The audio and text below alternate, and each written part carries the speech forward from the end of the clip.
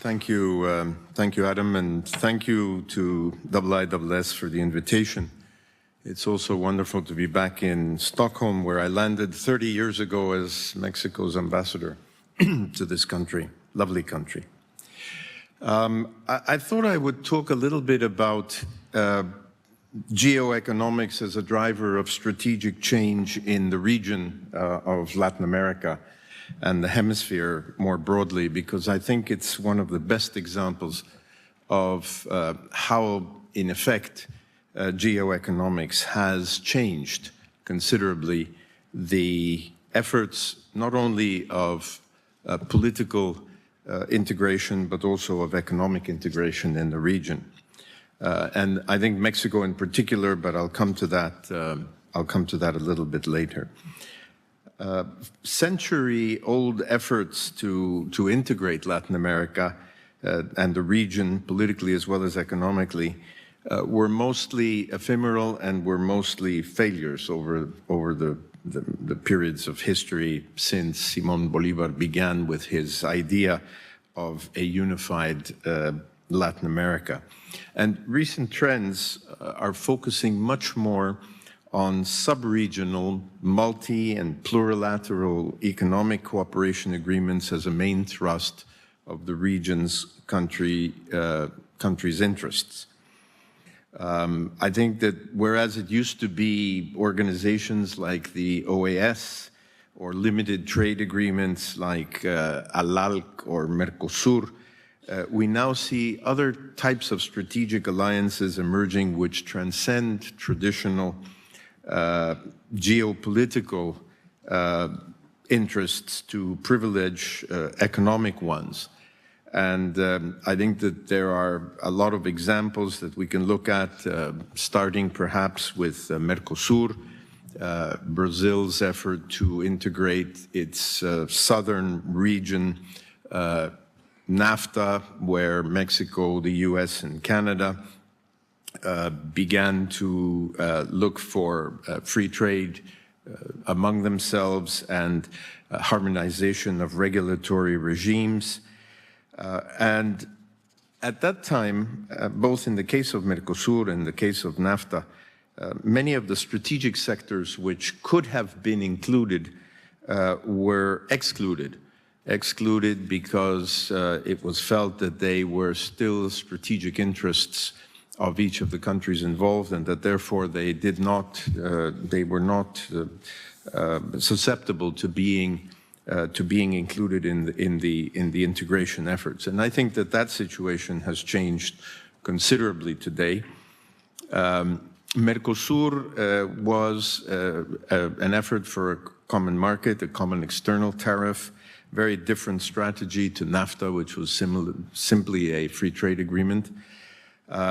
Mercosur tried to promote political agreements as well as free trade and facilitate movement of goods, people, currency, common passports, all sorts of things which were, at least at the origins of it, meant to show that there was a unity of not only of economic purpose, but also of political purpose.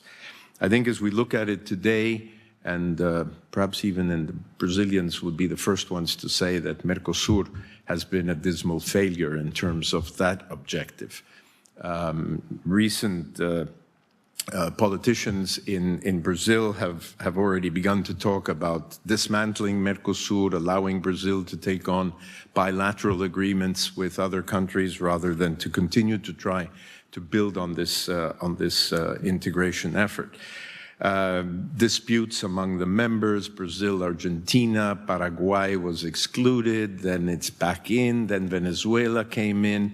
And in effect, I think the only thing that's happened is that Mercosur has been tremendously politicized, and that has worked against it. In the case of NAFTA, because the original purpose was much more limited, we've been, I think, more successful. What we haven't been able to do in the case of NAFTA is build on that early foundation that's now 20 years old to do more than just the free trade agreement. That may be good because as we move forward in the region to new alliances, new economic integration efforts, and new political integration efforts, it would appear that probably neither NAFTA nor Mercosur are the answer to the geostrategic interests of many of the countries in the region.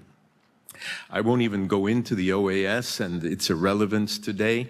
It has become one of the organizations that really has very little role to play in the region, it is, I think it would probably be best if it disappeared, but like all institutions, once they're created, it's very difficult to get rid of them.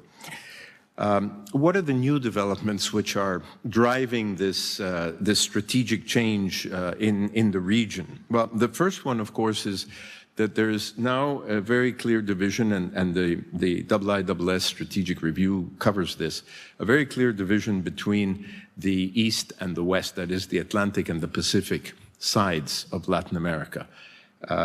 Whereas the traditional divisions were more north-south, today, what you see is an open Pacific looking towards Asia, looking towards the TPP, looking at options that traditionally were not the priorities. And on the other hand, you have a more closed Atlantic, mainly with Brazil, but with some of the other countries in the region, that have different outlooks on how to progress in terms of their own economies and in terms of their alliances. New institutions come up almost like mushrooms in our region. I think Latin America probably has the most useless institutions that still remain on the books.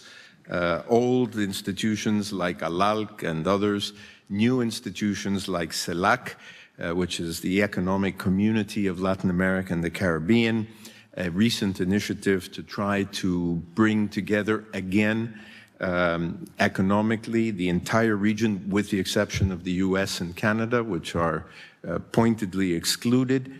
The Pacific Alliance, with which Minister Pinzón mentioned in his talk this morning, which is a new idea of trying to find commonalities between countries that have little geographic interests in terms of their proximity to one another, but a great deal of common visions on how to deal with social, political, and economic interests. Mexico, Colombia, Chile, and Peru. Three of the four are involved in the TPP negotiations in the Trans-Pacific Partnership.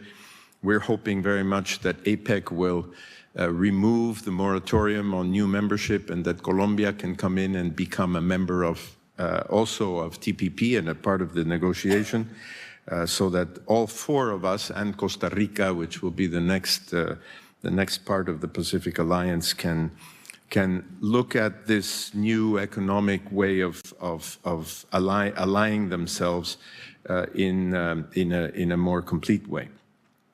TTIP,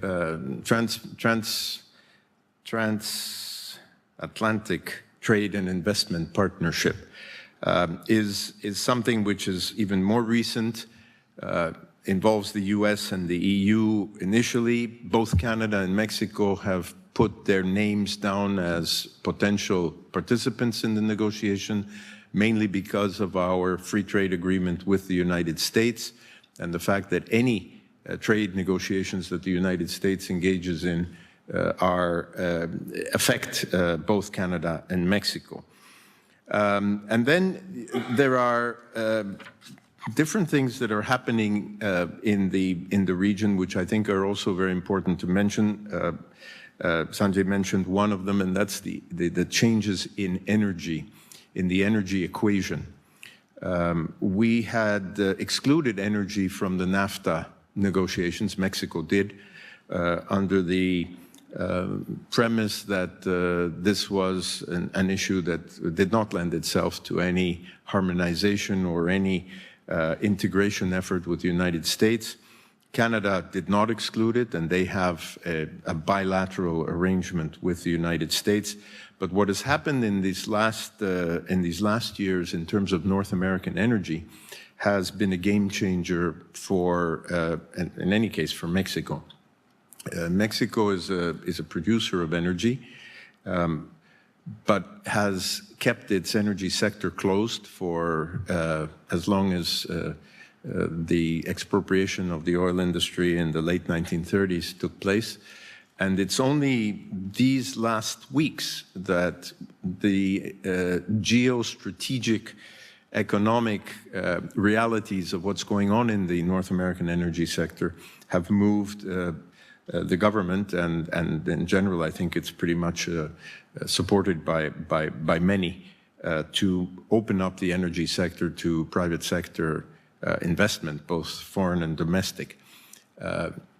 Between North America, that is, between Canada, within Canada, the US, and Mexico, we would probably be one of the most important parts of the global energy scene.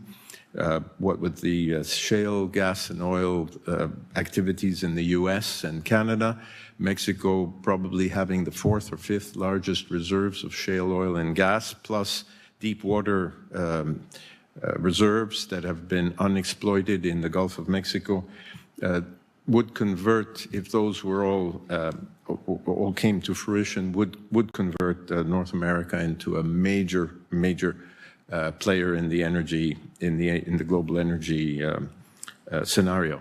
So if you look at the way in which we have been moving from traditional alliances and traditional geopolitical ideas to a much more geoeconomically relevant situation in the region, I think we are clear that our region is one of the ones that probably has benefited the most from this shift. And I look forward to, and I hope that we will be able to show that this shift has positive results for the region, for its economic development, for its political development, for its social development as well. I'm going to cut this off now because I know we're short of time, and I had more to say, but I will save it for discussions later. Thank you very much.